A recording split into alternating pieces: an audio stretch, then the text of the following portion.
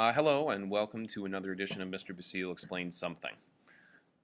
All right, today we're going to do a little close reading of the Odyssey. Now in class we should already have covered the beginning of Book 1, A Goddess Intervenes, which you can see the text for right here. And since we've already discussed that, why don't we go toward the next section? Well, I do want to pause for just a moment right here where these couple lines here. Of these adventures, Muse, daughter of Zeus, tell us in our time, lift the great song again. Now, when I read this, I'm really looking at adventures because that cues me into the fact that this is indeed a quest.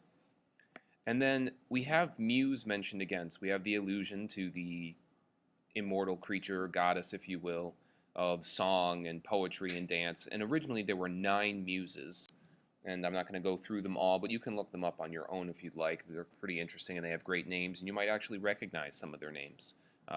Terpsichore, for example, is a goddess of dance. But anyway, and Calliope is, I believe, poetry or music, which you might be familiar with the Calliope. All right, so anyway, Muse. But then afterwards it goes on to say daughter of Zeus, and that's one of the things that we should be looking for when we're reading, especially when we're doing close reading, because this is in fact an epithet. So, the renaming of it.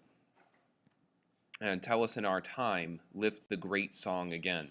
So notice it's the great song, at least that's what I noticed. So this is considered the great song. Remember, this was originally told as a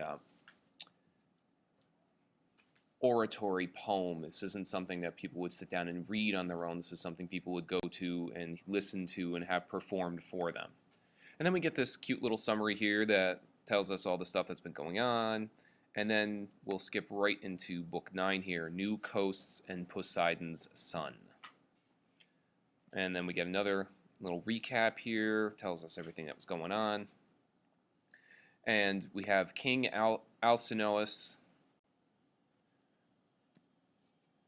and it's Odysseus addressing them, and he starts with, I am Laertes' son. What shall I say first? What shall I keep until the end? The gods have tried me in 1,000 ways. But first my name, let that be known to you. And if I pull away from pitiless death, friendship will bind us, though my hand lies far. I am Laertes' son, Odysseus. Men hold me formidable for guile and peace and war. This fame is gone abroad to the sky's rim. My home is on the peaked sea mark of Ithaca, under Mount Nion's wind-blown robe of leaves, in sight of other islands, Dulichium, Same, wooded Zathanos, Ithaca, being most lofty in that coastal sea, and northwest, while the rest lie east and south. A rocky isle, but good for a boy's training. And we'll just pause there for a moment. Let's take a look at some of these things that maybe you were thinking about writing a few notes about or annotating, if you will. Okay, so he starts with I am Laertes' son. It's an interesting way to introduce oneself, although the traditional Greek address would be to say I am son of so-and-so from such and such, and my name is such and such. So I'd be like, my name is Michael, son of Carl. I hail from Cahos, and that would be how I would say it. And then any other epithets that might go along with that. So teacher of students, and so on and so forth. So that would be, another example of an epithet. And he says, what shall I say first? What shall I keep until the end? So it's kind of, building suspense right here. We have this little interesting piece that builds suspense. And the gods have tried me in 1,000 ways. Now, to be tried in 1,000 ways doesn't mean they kept trying him out at different tasks. It means, of course, they've been challenging him in many, many ways. And then he goes back to it. He says, but first my name, let that be known to you. And if I pull away from pitiless death, friendship will bind us, though my land lies far. So it's calling upon friendship and the bonds of friendship. Now, these people don't know him. They don't even know his name yet, right?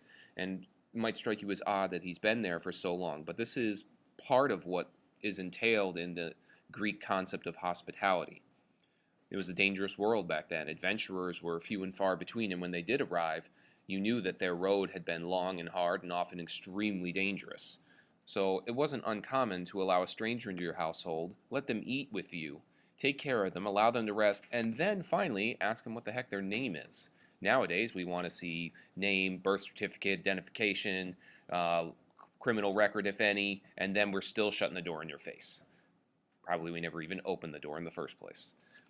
So anyway, I am Laertes' son Odysseus. Men hold me formidable for guile in peace, in war. I believe it's peace and in war. And guile, if you don't know that word, you should learn it. It's being deceptive, sneaky, intelligent, cunning, if you will. This fame has gone abroad to the sky's rim. No, it's not Skyrim the video game, although it is an interesting concept. It's sky's rim as in far, far to the edge of both coasts. As far as the eye can see, that's how far his name has traveled. Now, you might think that's a bit pompous, but it's the truth. Odysseus is known everywhere. So as soon as he says that his name is Odysseus, son of Laertes, that narrows it down. There's not a whole lot of Odysseus's running around.